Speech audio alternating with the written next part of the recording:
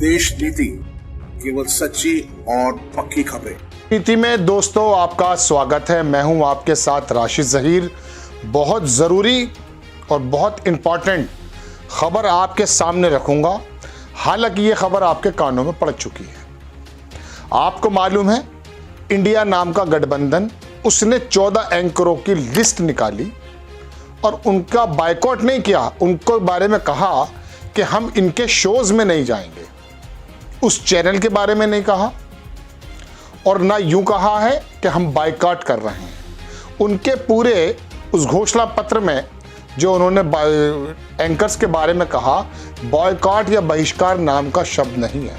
असहयोग की बात कही गई है कि ये लोग बेसिकली एक एजेंडा चलाने का काम करते हैं, इसलिए हम इनके प्रोग्राम में नहीं जाएंगे। कानूनी कार्रवाई नहीं कर रहे हैं और उस पर यह उड़ा देना भारतीय जनता पार्टी की तरफ से कि आपातकालीन की स्थिति पैदा कर दी है। तो जब रवीश कुमार के प्रोग्राम में कोई भारतीय जनता पार्टी का नेता नहीं आता था तो क्या उन लोगों ने ये लोकतंत्र पर हमला किया था? इसको यही बताया जा रहा है। मैं आपको 2014 में लेकर चलना चाहता हूँ। सत्य हिंदी ने एक पेपर को अपने खबर में छापा, बॉयकॉट ऑफ एनडीटीवी। ये एनडीटीवी जो आज अडानी साहब का है, उस समय प्रणव रॉय को हुआ करता था। एक यही चैनल ऐसा था 2014 के बाद जिसमें पता चलता था कि सरकार से कुछ हद तक सवाल पूछ लेता था।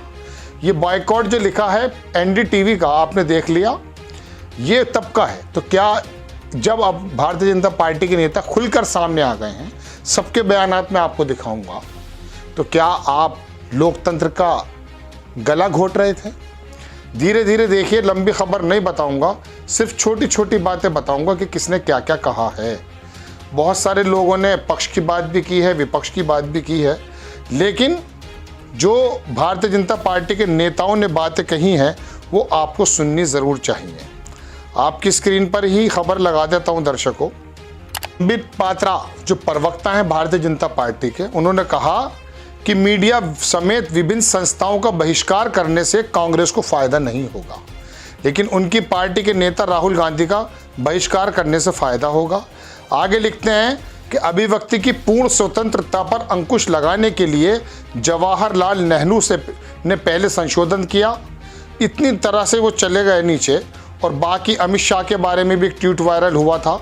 लिखा है उन्होंने कि जब आम आदमी पार्टी के बारे में उन्होंने कहा कि आज तक इसको बेसिकली जिताना चाहता है। मैं इस कंपैरिजन में आपके सामने नहीं जाऊंगा कि भारतीय जनता पार्टी ने कब कब लोकतंत्र का गला घोटा है। ये अगर गला घोटना है तो जैसा कि आरोप लगाया जा रहा है कि इंडिया गठबंधन के लोग लोकतंत्र का गला घोट रहे हैं, इन 14 एंकरों पर प्रतिबंध लगाकर, प्रतिबंध मैं शब्द इस्तेमाल कर रहा हूं, उन्होंने नहीं किया।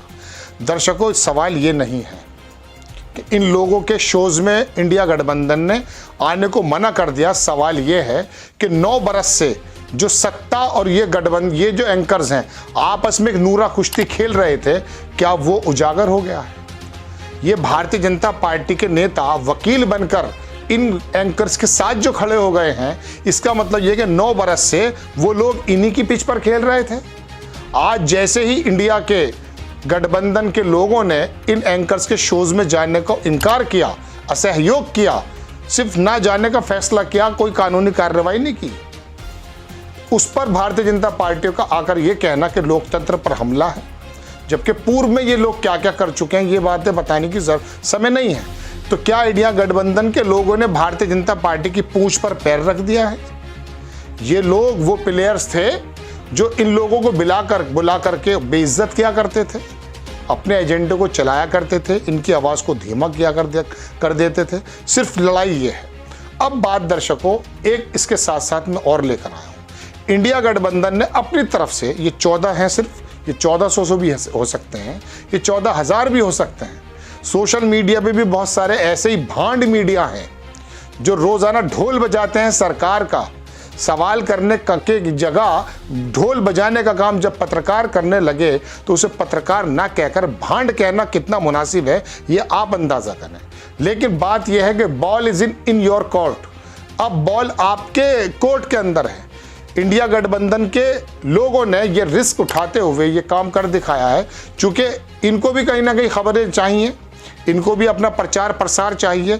ऐसे वक्त में इन चैनल्स के इन एंकर्स का बहिष्कार करके, यानी कि इनको असहयोग करके उन्होंने जो कदम उठाया है, इसमें कुछ लोगों का कहना यह कि खुद का भी नुकसान हो जाएगा, लेकिन उन्होंने तो ये कदम उठा लिया है। बात यह है कि आप कब कदम उठाएंगे। इस गोदी मीडिया का बहिष्कार क्या रवीश कुमार के कहने के मुताबिक जो पहले कहा था कि आपको दंगाई बना रहा है, क्या अब आप भी इन लोगों के बहिष्कार या असहयोग का काम करेंगे?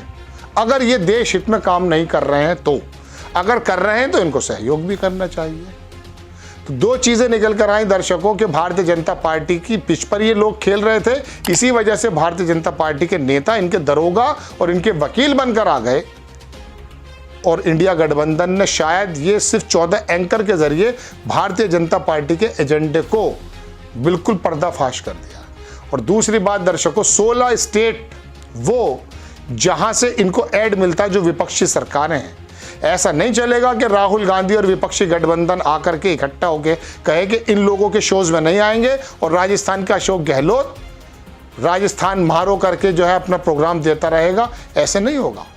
जब आप इस बात के लिए बजिद हैं, ये मैं बात कहना चाहता हूं इंडिया गठबंधन के लोगों से कि इन लोगों ने नफरतें फैलाई हैं, तो इनको सींचने का जो काम करते हैं आप एडवर्टीजमेंट के माध्यम से, उनको भी रोकने की कोशिश की जाएगी। जब ये 16 स्टेट जो विपक्षियों की हैं ये एडवर्टीजमेंट देना बंद कर देंगे तो इनके मालिक वो एजेंडा नहीं चलाएंगे जिनका 7,000 8,000 करोड़ रुपए का मार्केट कैप इन चैनल्स का अलग अलग करके जो है शेयर कंपनी में है। दर्शकों, ये खबर है बड़ी इंपॉर्टेंट, चूंकि ये इस समय ऐसे लोगों की जबानें बंद करने का काम है जिन्होंने देश के अंदर विघटन पैदा करने की स्थिति पैदा कर दी है। आप सुधीर चौधरी की पुरानी बात वो खबर देख लें कि खुराना नाम की एक महिला टीचर पर जब उसने वेश्यावृत्ति का इल्ज़ाम लगाया था तो लोगों ने स्कूल पर हमला करके उस महिला के साथ क्या किया था। वो कत्ल भी कर सकते थे उसका। ये झूठी खबरें कहां तक पैदा कर देती हैं ये आपको मालूम है। आपको खबर कैसी लगी अपनी राय कमेंट्स बॉक्स में ज़रूर दीजिए। चैनल को सब्सक्राइब कीजिए, शेयर कीजिए। नेक्स्ट टाइम मैं किसी खबर के साथ आता हूं। जय हिंद। आपका एक सब्सक्राइब हमारे लिए महत्वपूर्ण है। देश नीति को अभी सब्सक्राइब करें और बेल आइकन को दबाना ना भूलें।